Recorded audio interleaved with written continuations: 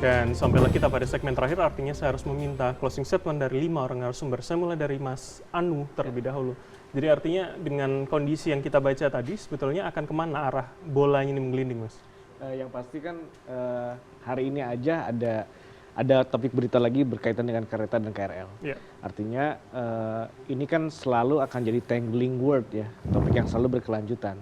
Kalau saya berharap kembali lagi bahwa kemudian pemerintah, mau itu Pemda, pusat dan lain-lain, siapapun stakeholdernya, bisa dengan kemudian frekuensi yang tepat gitu ya, memberikan update terhadap masyarakat, memberikan transparansi tetap tentang bagaimana sih ini akan berjalan gitu kan.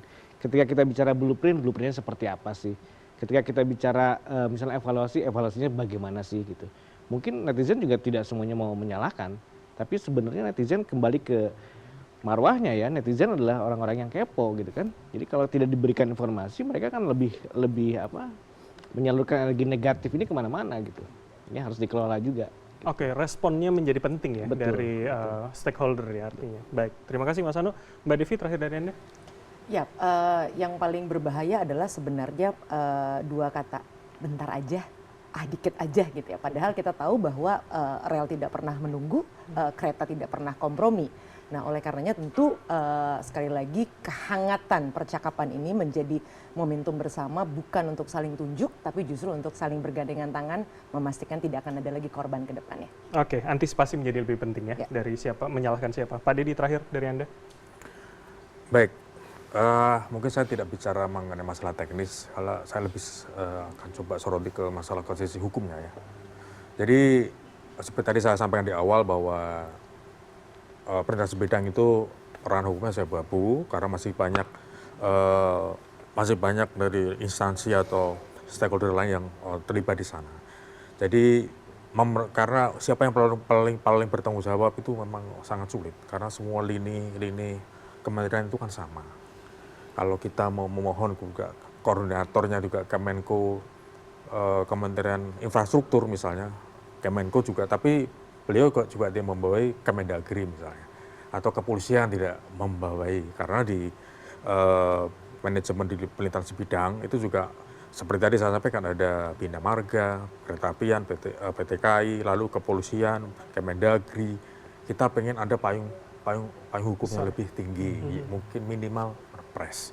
Dengan adanya Perpres, saya berharap bisa membantu untuk tata kelola pelintasan sebidang yang lebih baik. Karena kita juga tidak ingin setiap hari nanti ada korban-korban terus di pelintasan sebidang. Dan ini seharusnya menjadi momentum ya, artinya Pak Dedi ya. Betul, sebenarnya begitu. Jadi jangan sampai kita menunggu korban-korban lagi, baru nanti seperti tadi terjadi reaktif langsung dibuat. Tapi paling tidak sekarang sudah mulai disusun, kerangka susunan bahwa Perpres itu penting. Walaupun kita juga berharap nanti juga mungkin ada PP misalnya, kan terlalu lama. Paling tidak ada Perpres yang mengatur lini kementerian ini semua.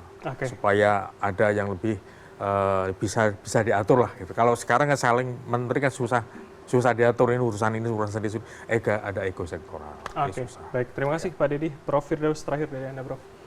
Ya, kita memang jangan pernah lelah untuk mendisiplinkan diri kita. Dimanapun levelnya, di pemerintah pusat, pemerintah daerah, kemudian di masyarakat. Kenapa? Karena tadi disiplin ini kunci untuk kita kemudian memitigasi segala potensi resiko tadi. Ya, dan tentunya tadi bahwa kita perlu mengedukasi, kita menghimbau, lalu kemudian yang terakhir kita butuhkan enforcement. Ya, saya pikir memang ya dimanapun juga, di Amerika misalkan ya, orang disiplin karena dia tahu di sana ada aturan. Kedua, dia tahu karena aturan ditegakkan. Dan penegakan aturan itu dengan sanksi.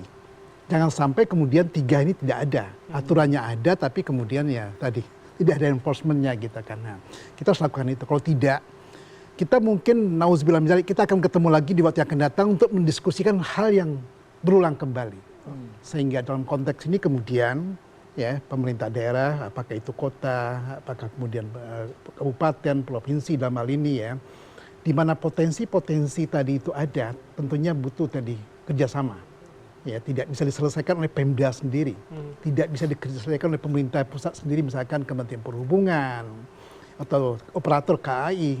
Kita butuh sinergi untuk kemudian memastikan bahwa keselamatan itulah hal yang paling utama kita jaga. Ya, kedua adalah tentunya tadi kita ingin memastikan bahwa dimanapun kapanpun mau tengah malam pun ya bahwa ada aturan tadi itu memang ya untuk dipatuhi bukan untuk dilanggar gitu kan. Keisengan pasti akan ada. Ya. Disinilah kemudian ranah di mana tadi hukum kita, aturan kita harus bekerja. Ya, kita kan sekarang punya kemajuan teknologi, kita punya CCTV, punya AI. Tentunya ya tadi kemajuan teknologi ini harusnya juga membantu kita untuk tidaknya mengingatkan kita, mendisiplinkan kita dalam rangka apa? Dalam rangka tadi membuat tadi keselamatan tadi itu bagian yang tidak terpisahkan dari aktivitas perkotaan kita misalkan. Baik, baik. Jadi artinya semua hal harus kemudian Ya. kita hidupkan gitu ya. Bang Zaki terakhir dari Anda, Bang. Ya, terima kasih. Tentu kecelakaan kemarin itu membawa duka yang mendalam buat kita semua tentunya. Dan ini lagi-lagi menjadi trigger bagi pemerintah untuk bisa mengakselerasi apa yang selama ini sudah dilakukan. Kalau misalnya kita berbicara upaya pencegahan, banyak hal tentu sudah kita lakukan selama ini dalam upaya membangun palang pintu misalnya. Kemudian misalnya terkait dengan bangun underpass dan flyover dilakukan oleh pemerintah daerah Jakarta maupun oleh pemerintah pusat. Misal contoh di Bandung ada namanya jembatan Nurtanio ya, itu lagi sudah mau final pembangunan maupun di titik-titik lainnya. Ini ada upaya-upaya pencegahan, termasuk juga upaya penindakan. Bang, itu udah banyak juga. Di antaranya seperti saya sampaikan di awal tadi, 2025 saja ada lebih dari 316 perlintasan liar yang ditutup oleh KAI. 2024 juga ada 300-an yang ditutup. Jadi terus kita upayakan yang namanya tadi baik pencegahan maupun juga penindakan. Tapi dengan kejadian ini ada akselerasi yang harus dilakukan. Di antaranya adalah solusi infrastruktur yang harus lebih optimal lagi. Kita sudah identifikasi bersama-sama titik-titik kritis dan rawannya mana yang jadi prioritas. Tadi terima kasih pada masyarakat, netizen, pada media, terus kawal. Tiap minggu kita akan terus update dari pemerintah apa yang menjadi kemajuan. Jadi tidak ada lagi harapannya Pak Firdaus. Tidak perlu lagi kita bicara seperti ini lagi ke depannya. Masih bicara teori lagi, rencana lagi, tapi insya Allah apalagi di era Pak Prabowo ini, kereta api ini menjadi salah satu prioritas. 2 minggu lalu aja sebelum kejadian ini misalnya Pak Menko Ahy baru saja meluncurkan bagaimana kita ingin membangun Trans Kalimantan, Trans Sumatera dan Sulawesi. Dan juga sebelumnya mengupayakan reaktivasi rel kereta api di Jawa. Karena bagaimanapun hari ini kereta api bagi Pak Prabowo, bagi Pak Menko Ahy ini ada menjadi salah satu prioritas. Karena kita tahu pengguna kereta api ini luar biasa. Dan keberpihakan anggaran ini harus. Kenapa? Kalau nggak ada keberpihakan anggaran, ya sama aja. Nanti kejadian-kejadian yang kayak gini ya bisa terjadi lagi. Nah inilah kita akan tunjukkan upaya-upaya ke depan akan lebih masif lagi dan akan lebih ada akselerasi lagi. Dan tidak perlu ada korban berikutnya untuk kita bisa untuk membahas mencegah kecelakaan-kecelakaan seperti kemarin lagi.